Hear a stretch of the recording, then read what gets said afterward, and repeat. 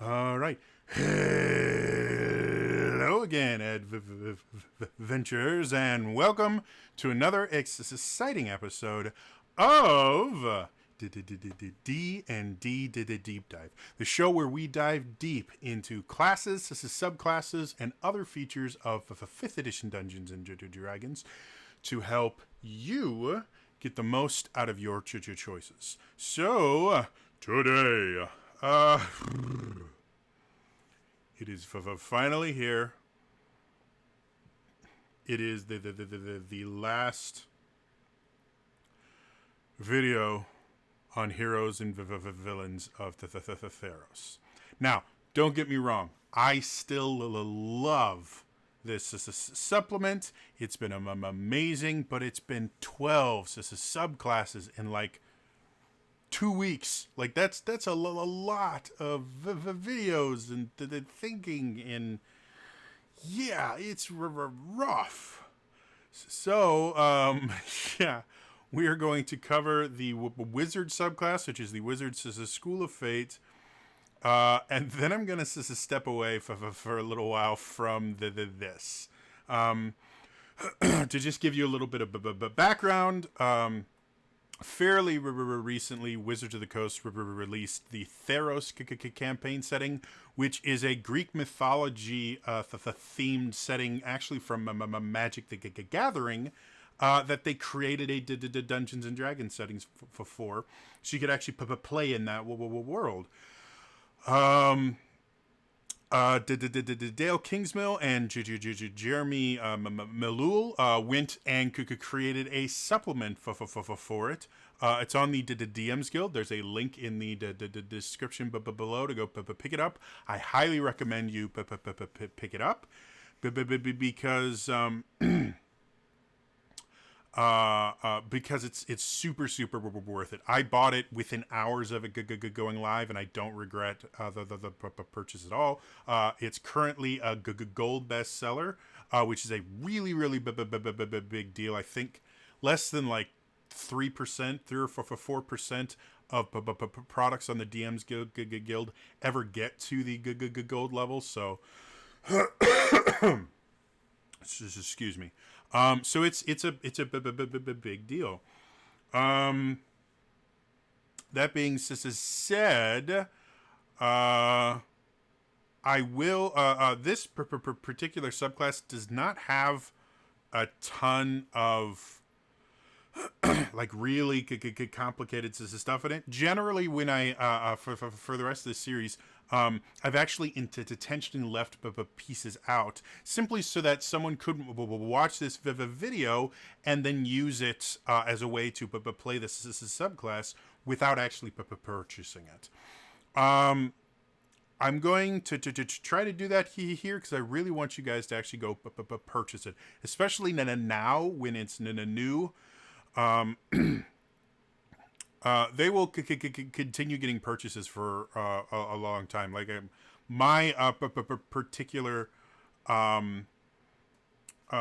my things that got published on the DMs Guild still get purchases fairly regularly, but the initial run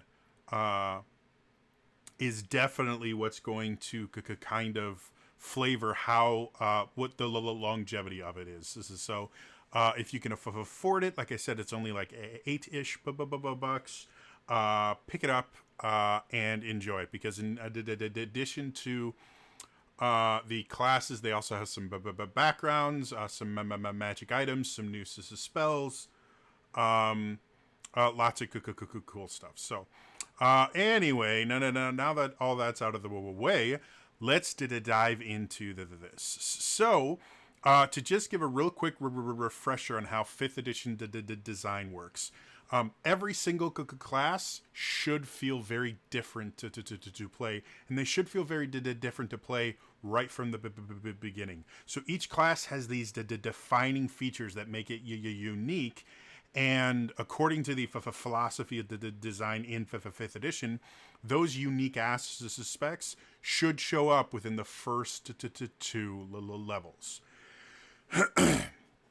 Now, wizards are interesting to be blunt.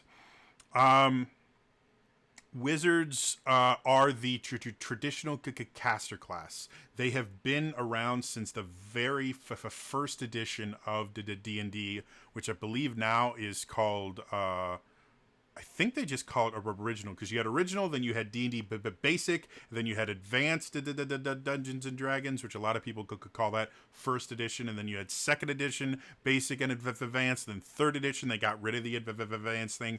I did a whole video on all the different editions. Wizards have always been there. They were called magic users way back when, and they've always been the class that casts spells. One of the unique things about wizards and magic users in general, starting from the beginning, going all the way up through third edition, did it definitely. Fourth edition made it a little bigger, a little bit better. Was the idea that low-level wizards are really underpowered.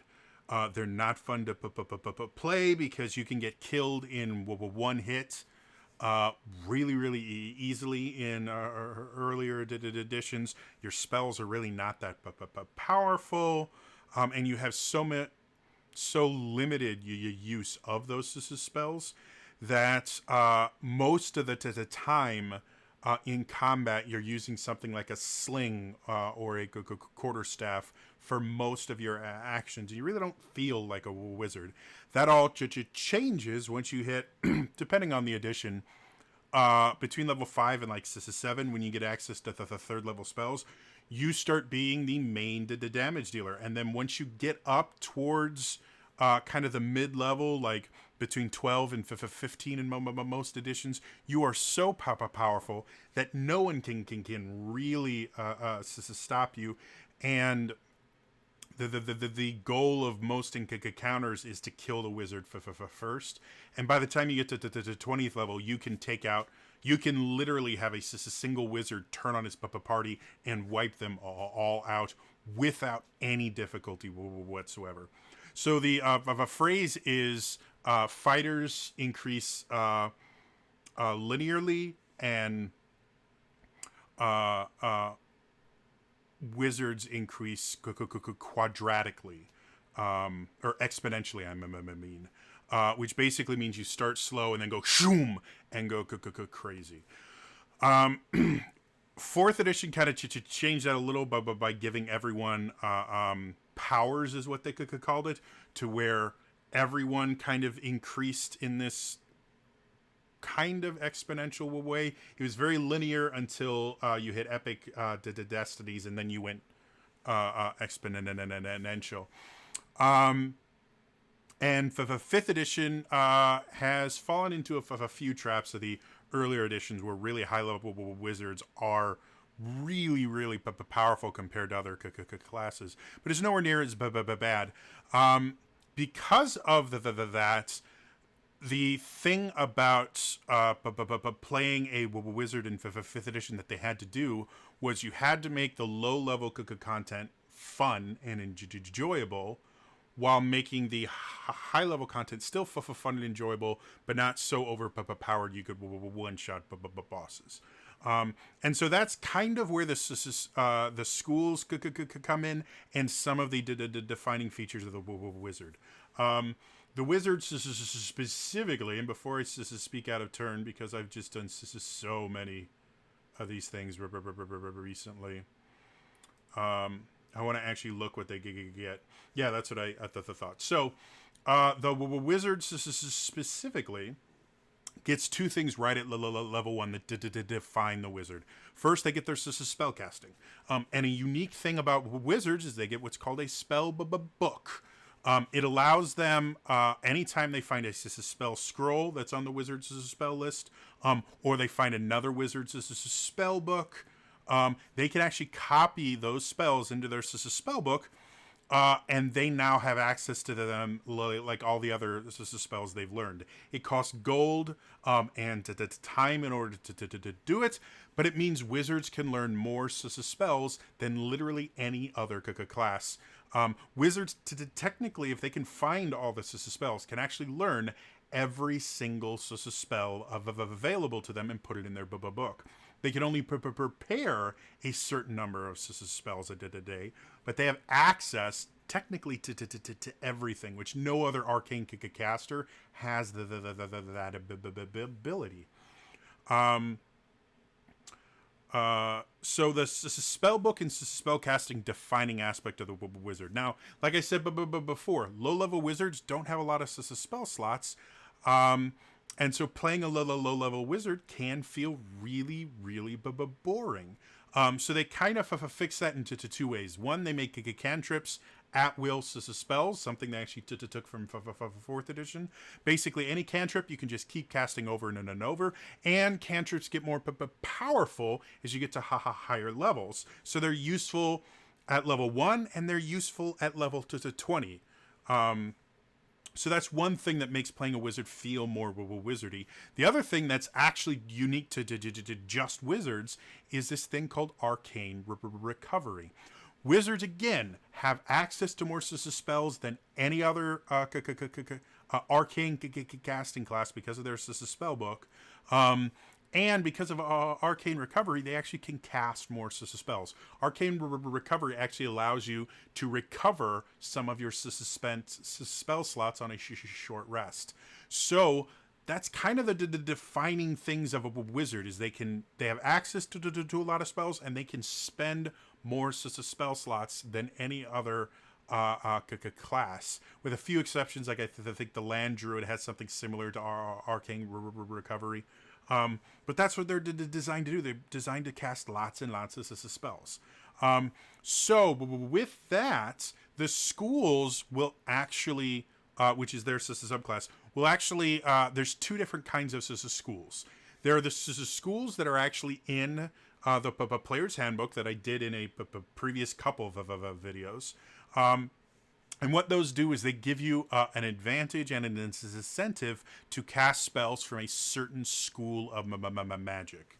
Again, there are 8 schools of magic, and if you are a wizard that specializes in a certain school, you can do things with those spells that no other wizard can do, feeding into that idea of wizards are master spellcasters. The other type of subclass, they're all still called schools, are things like the Blade Singer, where it doesn't actually make you better at casting a certain school of spells. It gives you a new subset of abilities that you can weave into your spell casting. I use Blade Singer because it's probably the most significant change, because a Blade Singer is a wizard that uses a sword, or technically any weapon. It doesn't have to specifically be a sword, but most people do swords.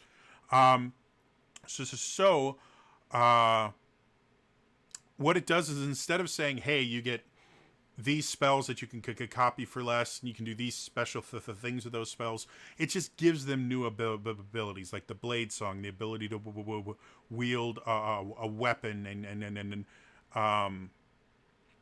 the ability to increase their ACC so that they can actually get in close with enemies. This is stuff like that. So the Wizards School of Fate is going to be in one of those second classes of subclass, where it's not going to help them cast or incentivize them to cast a certain kind of spell, or a certain spell from a certain school. It's going to give them some unique abilities to use in addition to their spell casting. Now, the interesting thing about this School of Fate is we actually already have a kind of fate adjacent subclass for the wizard, and that's the divination wizard. If you've watched my video on the various subclasses, the divination, I believe, was in the first video, the first wizard video, and it's actually one of, in my opinion, one of the most undervalued ones, simply because when you play it right, they can They can replace the die rolls with ones that they've rolled earlier. They really can affect the game in a really interesting and unique way.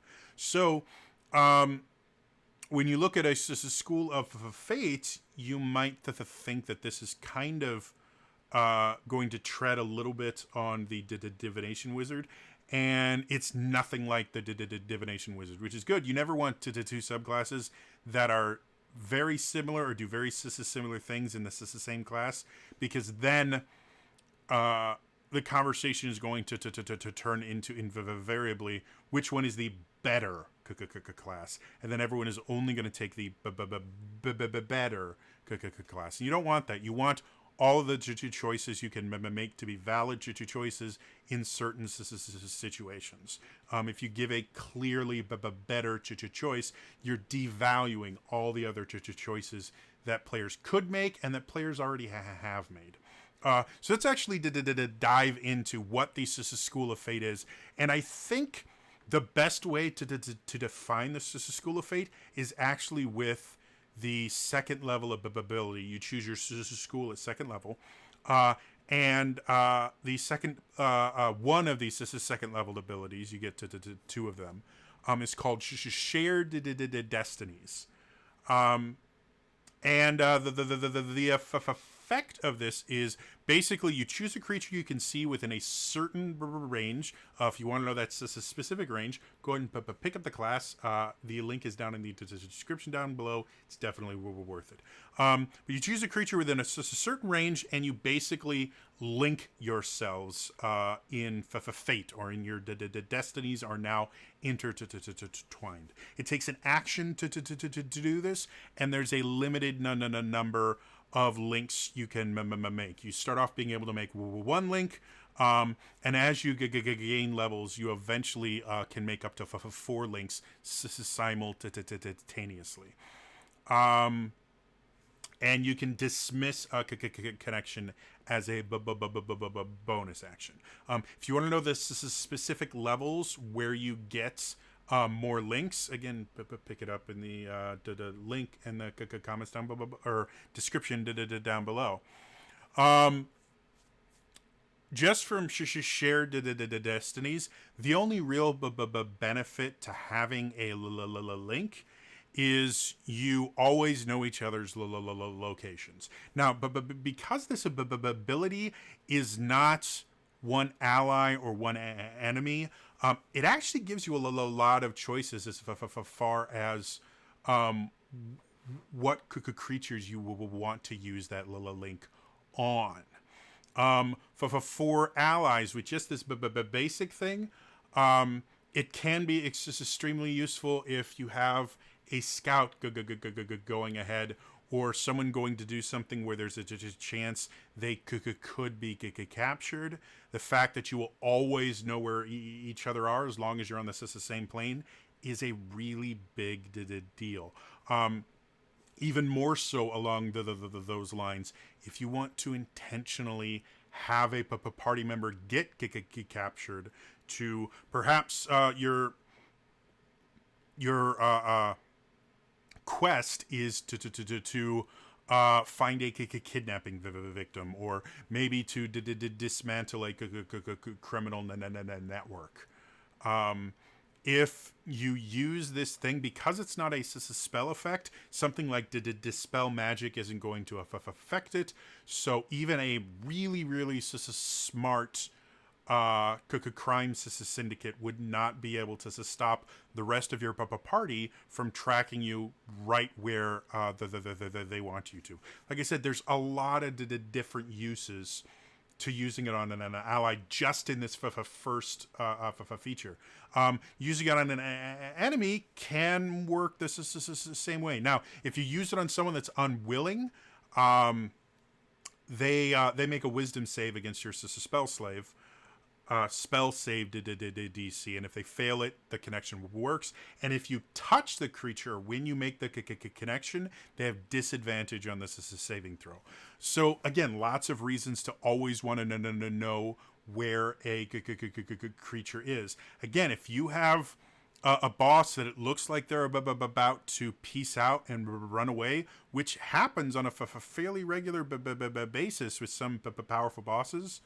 Uh, Share the destiny them and then just follow them. There's literally no possible way for them to hide from you. In addition to that, everything from a chase scene through a market or something like that. Sheer Destiny just has so many useful things it can do, even without using the next aspect. So I really like this, and I like the fact that as the class goes on, it gives you additional things you can do with Shared Destinies, which for these kind of second version of subclasses for wizards, it is kind of important that the new abilities that you introduce with this subclass should kind of grow and become more powerful as you level up in that subclass. So I think this works really well. The second thing you get in at level 2 is what's called Tangled Threads, and this relates directly to Shared Destinies. Basically, when you or a creature connected by your Shared Destinies is targeted by an attack, you can use your reaction to change the target of the attack. If they make a wisdom save against your spell save DC, and on a fail, you get to choose a new target for the attack. The new target has to be either you or a creature you're connected with Shared Destinies, and they have to be within range of the attacking creature's original attack, and you can't make the creature attack itself. And if you find this is a suitable target, the creature has to make its attack against the new target.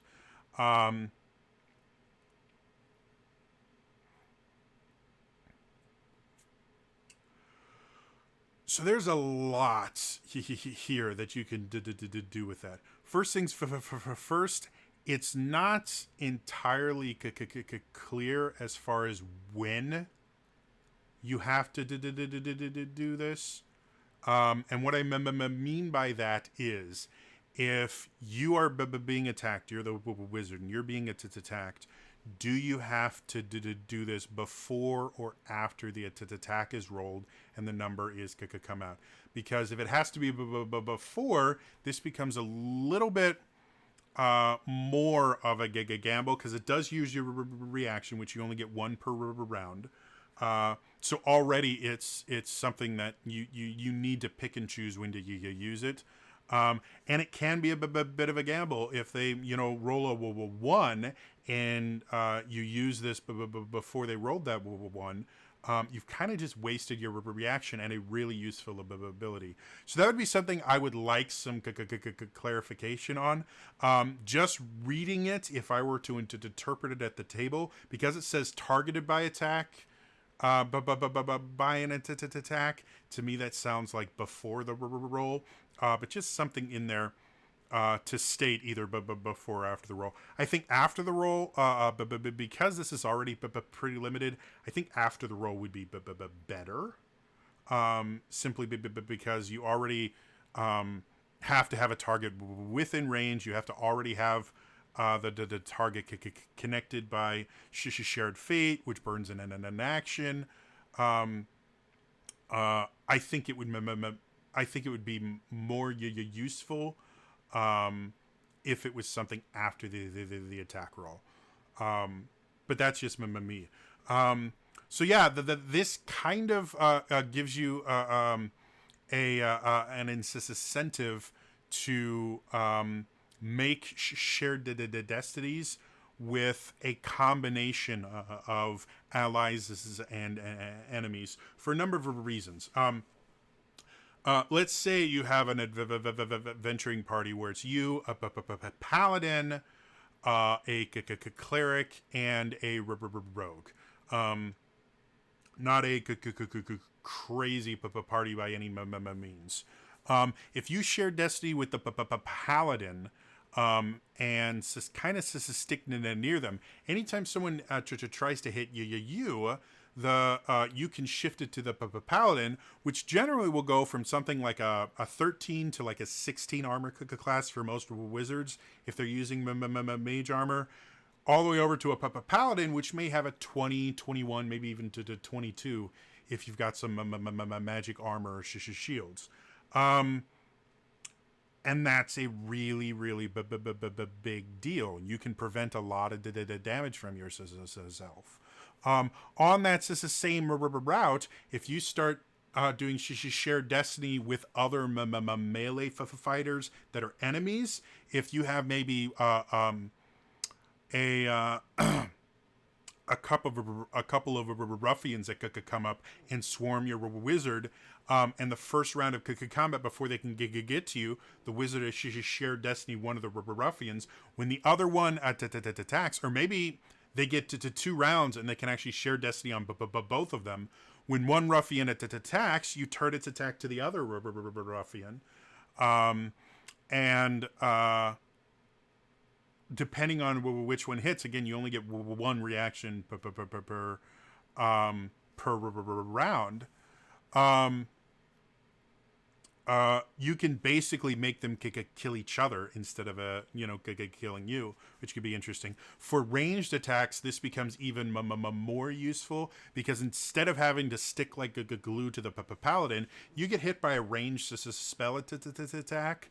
You can shift it over to the paladin, who has bonuses to all their saving throws because of their auras.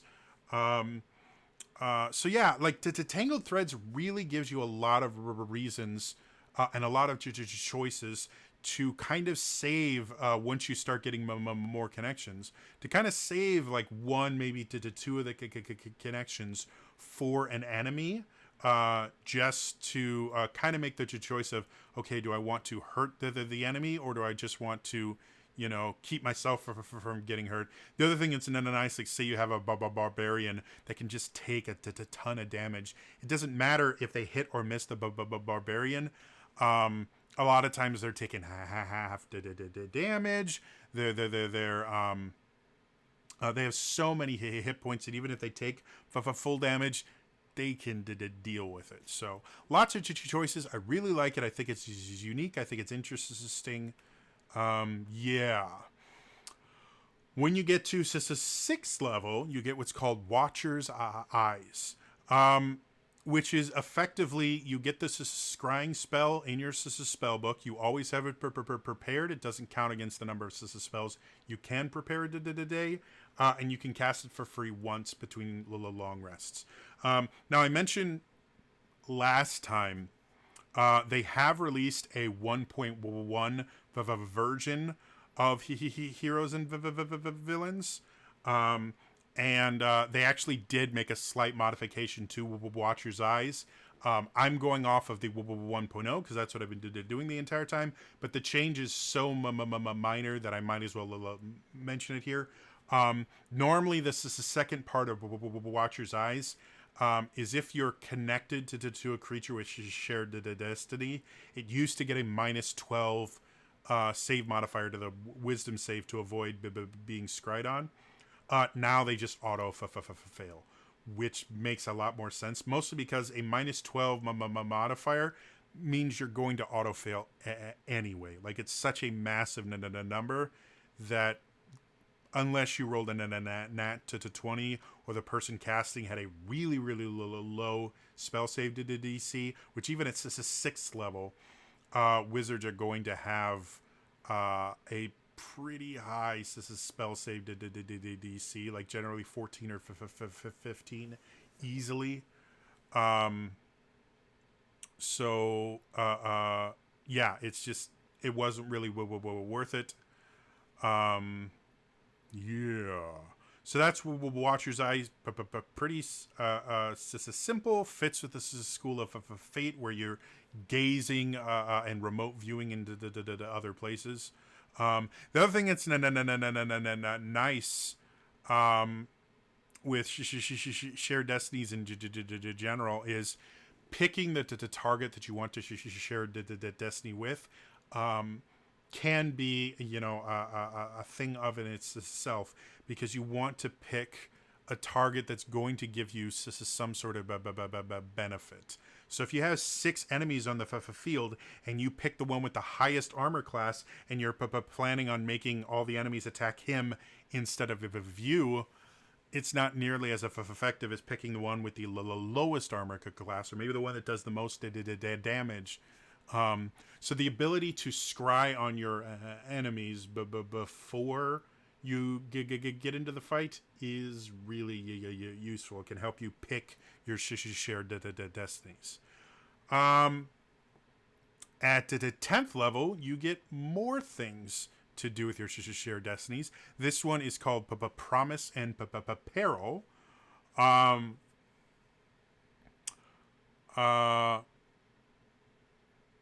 you get to 2 things. They all use your reactions. So the School of Fate Wizard is very, very reaction focused. You will have a lot of the different things you can use your reaction for, and you kind of have to pick and choose which is the best one.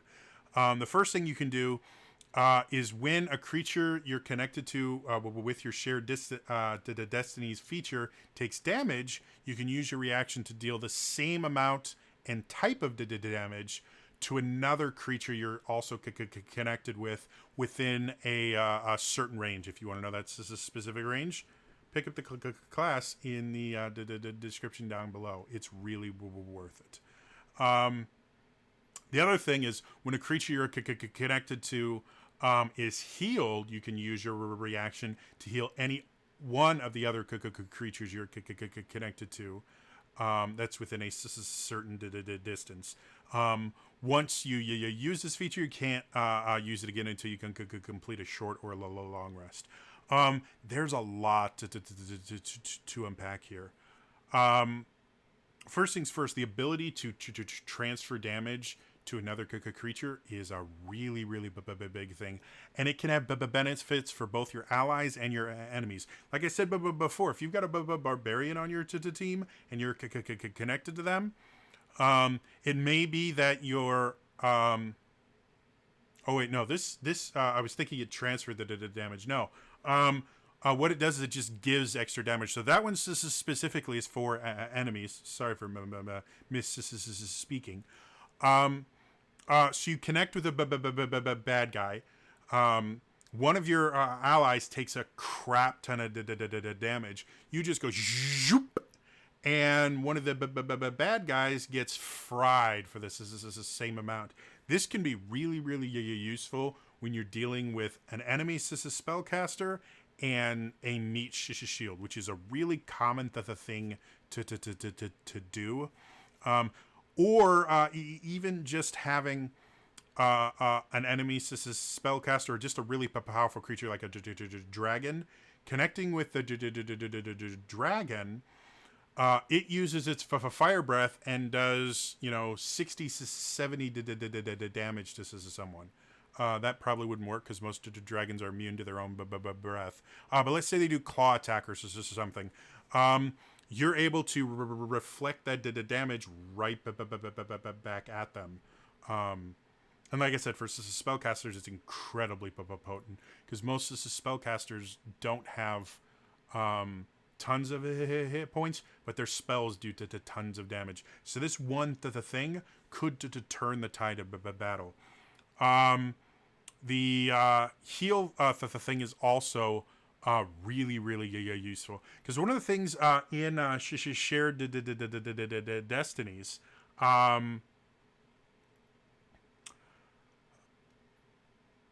is it doesn't actually say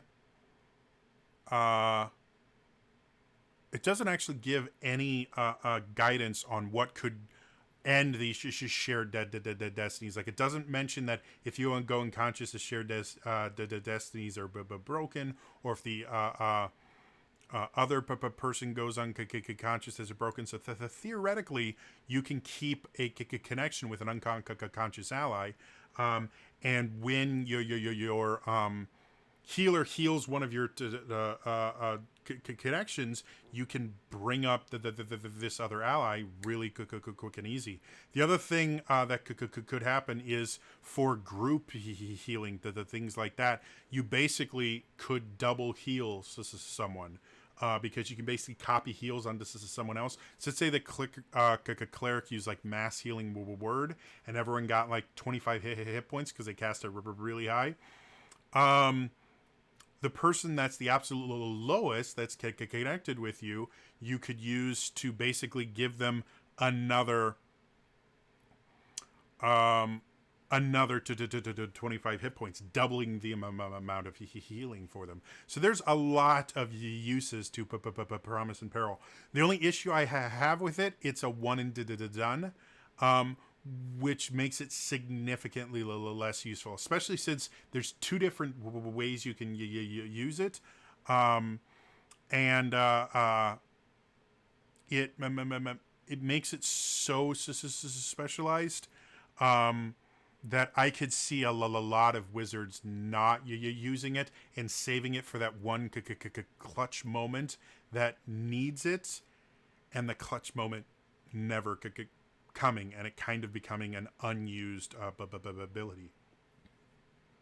I would much rather see this as something with a number, like connect it because it's a wizard. Connect it with your intelligence modifier, so this is something, and then make them recharge on a long rest. Simply because, again, there's a fair amount of adventuring days where you don't get to take a short rest, because a short rest takes an hour, and sometimes you just don't have that hour. So you might have 3 or 4 combats where only one round of one combat you can actually use as an ability. So that's my only issue with it. It seems too special. It seems so too limited, to the point where I know a lot of more cautious players would almost never use it, in fear of not being able to use it in that clutch moment where they desperately need it. So yeah. Finally, we have it for 14th level, Weaver's Workings, and this one I have to say could use some rewording, because I had to reread this like a couple dozen times to actually understand what it's saying.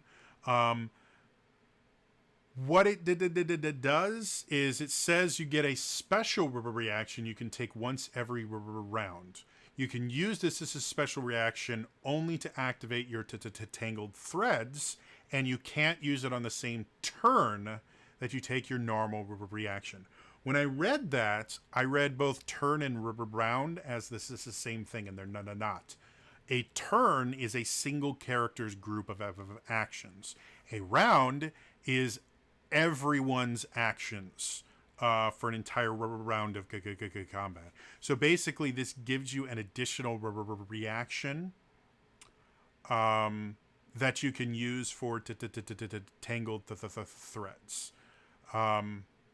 Which I like. Again, the reaction thing is meant to limit 5th edition from getting too complicated. Characters that can make infinite numbers of opportunity attacks, or I've mentioned before in the feats video, there was an ability in the 3rd edition called Improved Cleave, where Cleave was where if you hit a creature and reduced it to 0 hit points, you could immediately take another attack on a creature within range.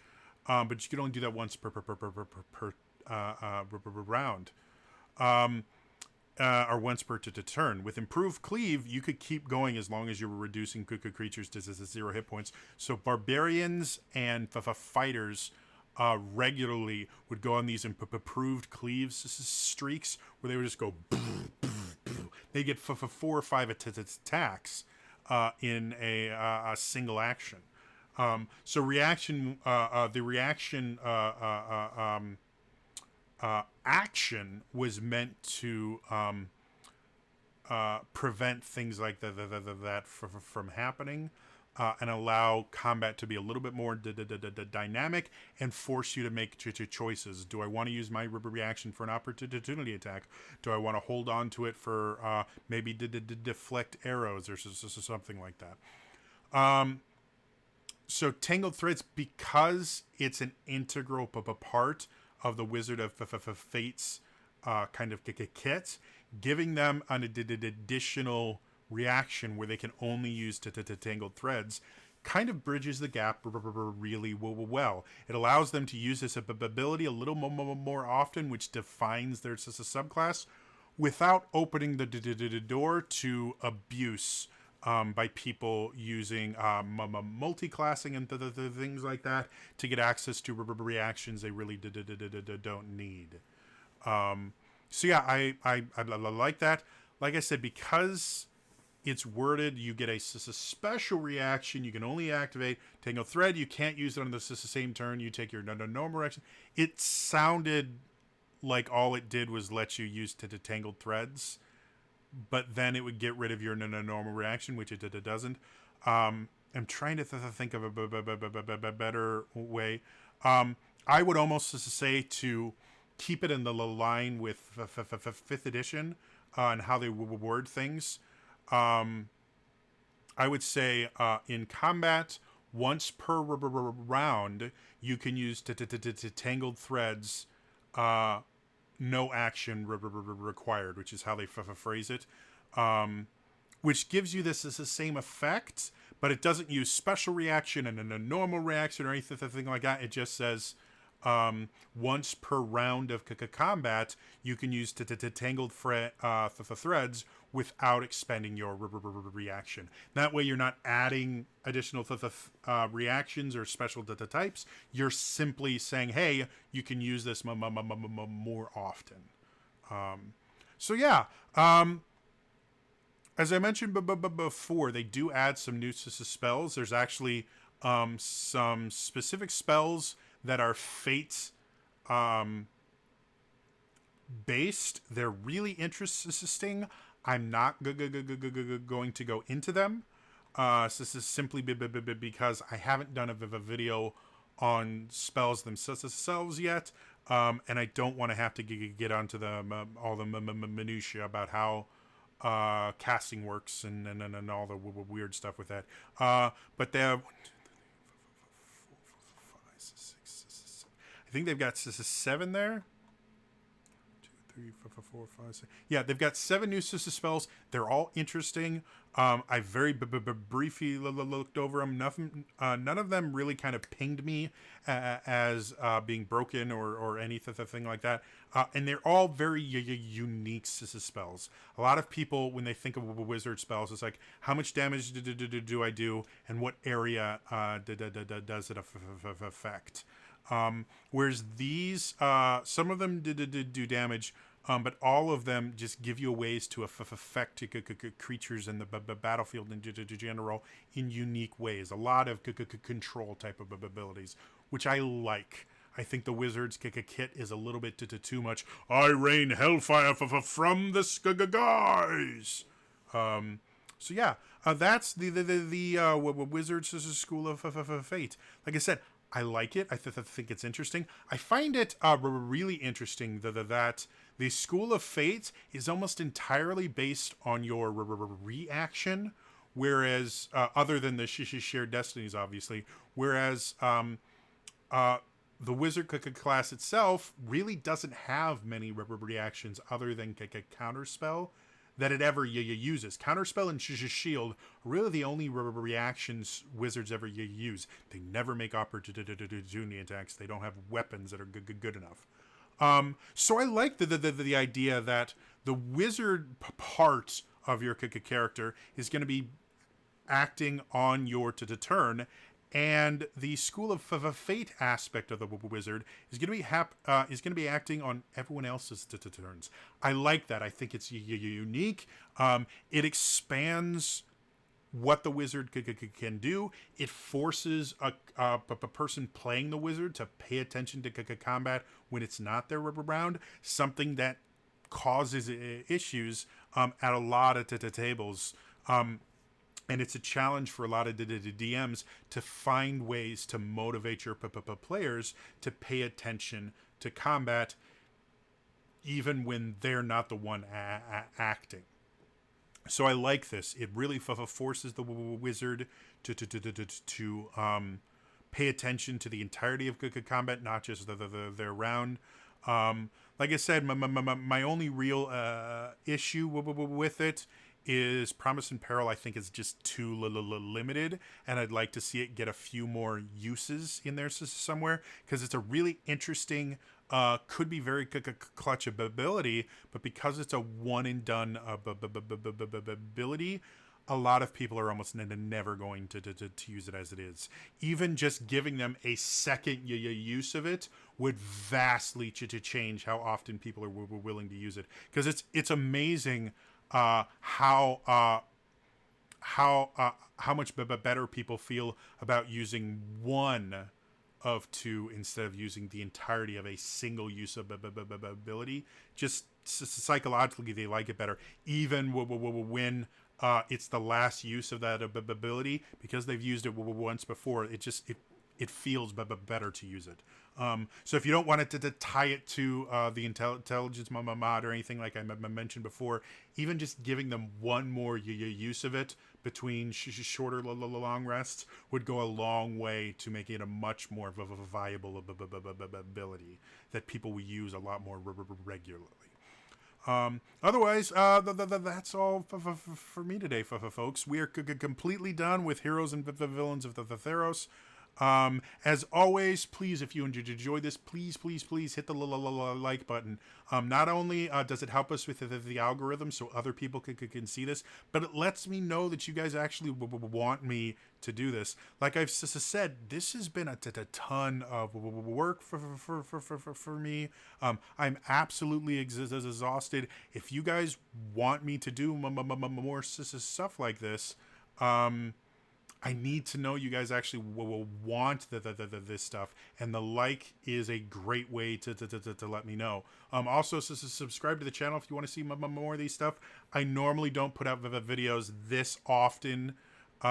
Generally, I do one, maybe two a week, because due to my disability, putting this much time into my channel is really hard on me and really draining. So, but yeah, you're gonna get at least one video a week. So please hit this subscribe button in the comments below. I really enjoyed doing this. As much as it was a lot of work, it was a lot of fun. I like seeing stuff that, like, most of this is stuff that these classes, subclasses did are not stuff that Wizards of the Coast is even playing with right now. They were very unique. They did different things. They did unique things. It was fun. So since I've covered all the classes, I obviously have a lot more videos I can make. There are subclasses in Xanathar's and Sword Coast Adventures Guide I haven't covered. There's the spells that will take probably an entire series of videos to deal with. There's backgrounds, and there are abilities that I'd love to do eventually. I can do videos on my magic items and stuff like that. So it's not like I'm running out of ideas, but I do like to do things that are a little bit different every so often. And I actually have this is a supplement that I found years ago, and I found the updated version. Somebody went and made a conversion for D&D, where they changed all the class, or they technically made new classes based on the Final Fantasy 14 classes. And it's incredible. Every single class from Final Fantasy 14 is in there, including the new Shadowbringer classes, the Dancer and the Gunbreaker.